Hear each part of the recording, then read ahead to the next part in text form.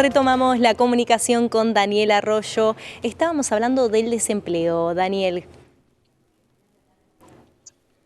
Sí, yo básicamente creo que en el caso del desempleo hay dos cuestiones centrales. Sí. La primera es 190.000 personas que tenían trabajo formal y perdieron el trabajo, tanto en el sector público como en el sector privado. Arrancó en los primeros meses de este año la pérdida del sector público, pero se trasladó al Sí. sector privado, por un lado, y por otro lado el mundo de la informalidad y de las changas. Mucha gente que trabajaba 5 días trabaja 2, que tiene menos ingresos, que bajó los ingresos. Creo que el problema central hoy es la cantidad de gente que se ha quedado sin trabajo o trabaja poco tiempo, por un lado, y por otro lado, claramente, que no les alcanza la plata y entonces se endeudan, que para mí es el segundo fenómeno más fuerte de la Argentina, que es el endeudamiento de las familias. Claro, y también esto que mencionabas me parece fundamental, en donde las changas no están formalizadas, entonces estamos hablando de una cifra alta que quizás sea mucho más alta de lo que se registra, ¿no? Sí, la Argentina tiene 8 millones de trabajadores informales. Lo Sí, único real que derrama en la Argentina es la clase media. Es decir, si yo ando bien, me rompe la cortina de mi casa, llamo a alguien que la arregle. Si no me pongo a arreglarla yo, no derramo. Lo mismo pasa con el gasista, el plomero, el carpintero, el jardinero, la señora que limpia en la casa o distintos sectores. El agotamiento de la clase media, las sí, dificultades que tiene la clase media, hace que se paren gran parte de las changas. Yo tengo una manera práctica de ver las cosas, que es que cuando voy a un barrio voy a la rotonda. Si hay gente en la rotonda, quiere decir que la construcción está funcionando y se está moviendo. Si no hay gente en la rotonda, quiere decir que no hay laburo. Y básicamente lo que pasa es que no hay trabajo, hay menos changas, y todo eso se de vuelta se traduce en endeudamiento de las familias. Realmente estamos en una situación complicada, no solo porque aumenta la pobreza, aumenta la desigualdad y aumenta el desempleo, sino sobre todo porque hoy las familias se endeudan para sostener los gastos y eso tiene un límite en el corto plazo. totalmente. ¿Y qué política debería implementar el presidente para revertir esta situación? Yo creo que hay que hacer 3 políticas, algunas muy de coyuntura ya y otras más Sí, estructurales. Yo presenté un proyecto de ley, por ejemplo, para que el que sí, debe hasta 200.000 pesos no devuelva más del doble. Hoy la gente se endeuda al 500% de interés anual. Primer fenómeno, el que debe hasta 200.000 pesos fuera del sector bancario, es decir, que tomó plata para la comida, para el guardapolvo de los hijos o para el alquiler, no devuelva más del doble. No se puede devolver 5 veces lo que se tomó de crédito porque no hay manera, y esa persona arranca el mes siguiente de menos 10 y le queda larguísimo el mes y vuelve a endeudarse, y el fenómeno hoy es el recrédito, el sobreendeudamiento de la familia. claro, Eso es lo coyuntural. sí, Y después hay dos fenómenos. Uno es que necesitamos activar 5 sectores productivos que son mano de obra intensivo, que son la construcción, el sí, textil, la producción de alimentos, el cuidado de personas y el reciclado. Ahí trabajan los sectores mano de obra intensivo, los sectores más pobres. Yo creo que claro. ahí hay mucho para encarar en la Argentina, público y privado, público en la urbanización de los barrios populares y en varias cuestiones, pero también de fomento, de incentivo al sector privado. Eso hay Claro, que hacerlo rápidamente. Y lo segundo, me parece que hay que diferenciar por empresa para pensar cómo se toman trabajadores. No es lo mismo una gran empresa que sí, una pyme, que un jardinero con 2 ayudantes, que no es una pyme, es un jardinero con 2 ayudantes. Yo creo que hay que bajar aportes patronales, si necesitamos una ley pyme. Yo estoy trabajando con muchos diputados de distintos espacios sí, políticos en una ley pyme, y hay que simplificar mucho la forma de contratación para el jardinero con 2 ayudantes, que no es una pyme, simplemente es alguien que hace changa, que tiene un oficio y que cada tanto necesita 2 colaboradores. Simplificar también la forma de contratación me parece clave para las pymes y para el mundo de los oficios. claro. En relación a esto que decís, ¿qué te pareció el cambio en el monotributo que estableció el gobierno? En orden a Estuvo a las bien, escalas, claro. subió las categorías, hubo 2 momentos. Primero había eliminado el monotributo social, lo que era un error grande, Sí, son 1 millón de personas que son monotributistas muy cada tanto. Es la señora que hace pizza y empanada en el barrio, que vende en el barrio y nadie le pide factura, pero a veces pega una venta en una panadería, en una confitería, y ahí sí necesita factura y tenía obra social.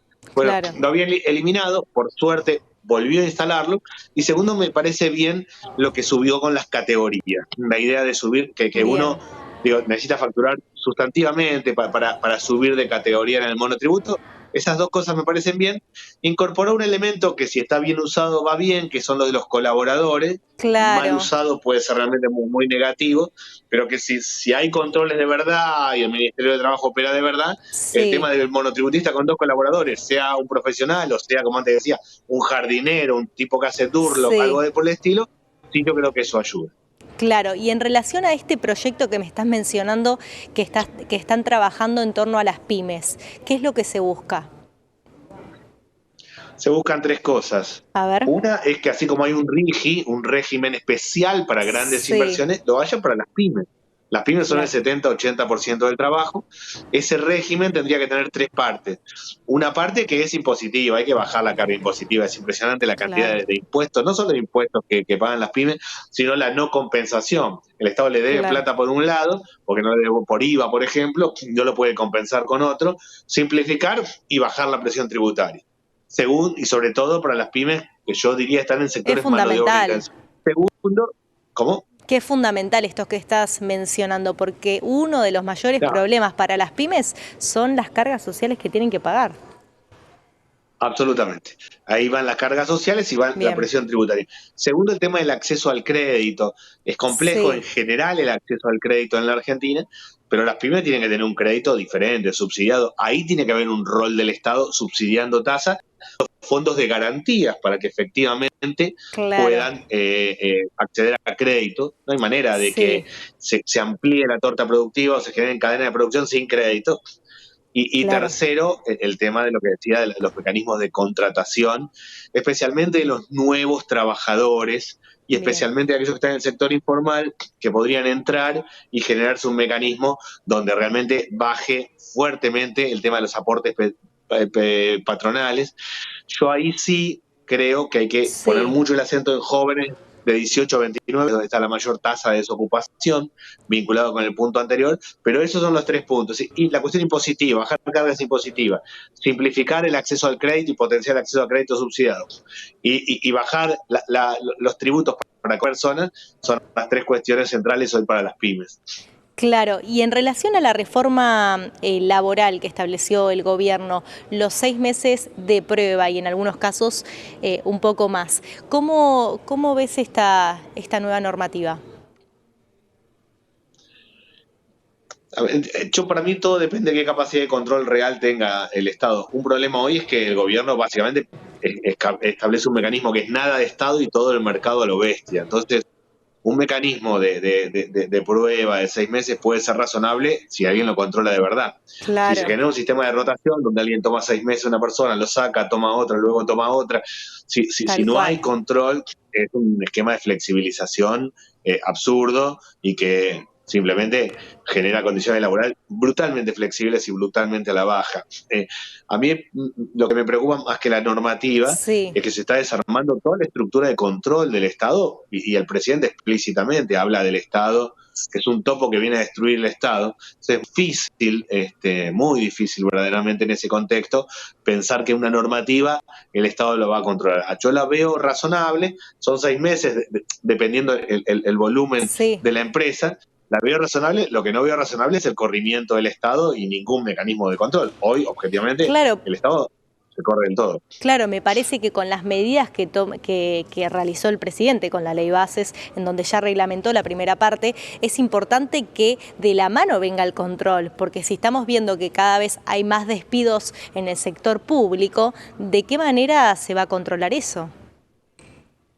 Bueno, lo que está pasando en términos prácticos es que el gobierno está cortando lo que hay que cortar y lo que no también. Claro, Está logrando el superávit fiscal, superávit financiero, sí, acomodé lugar. Acomodé lugar es que corta cosas que había que cortar y corta la asistencia a los comedores o cosas tan claro, elementales. Yo soy presidente de la Comisión de Discapacidad sí, aquí en el Congreso y ha cortado los electrodependientes. Electrodependientes son personas que tienen que estar conectadas a una máquina con electricidad 24 horas por día o gran parte del día porque tiene una discapacidad, una enfermedad que lo obliga a claro, eso. En cualquier lugar del mundo, no importa la ideología que tenga el sí, gobierno, tienen subsidio de la tarifa eléctrica por razones recontra obvias, pues tienen claro, la obligación de estar conectados. su vida depende de estar conectado. Bueno, al gobierno se le ocurrió revisar eso también, son 2.000 personas, no tiene ningún impacto fiscal. Entonces es muy difícil entenderle la lógica. Yo creo que hay muchos mecanismos de regulación que son razonables. Ahora, mi impresión es que hacer esto sin Estado es medio la ley de la selva y cada uno se salva como se puede, y eso no es así. Debemos encontrar un equilibrio. Venimos de un modelo donde el Estado hacía lo que tenía que hacer y lo que no también. Y hay un cansancio de la sociedad con el Estado, yo eso lo creo.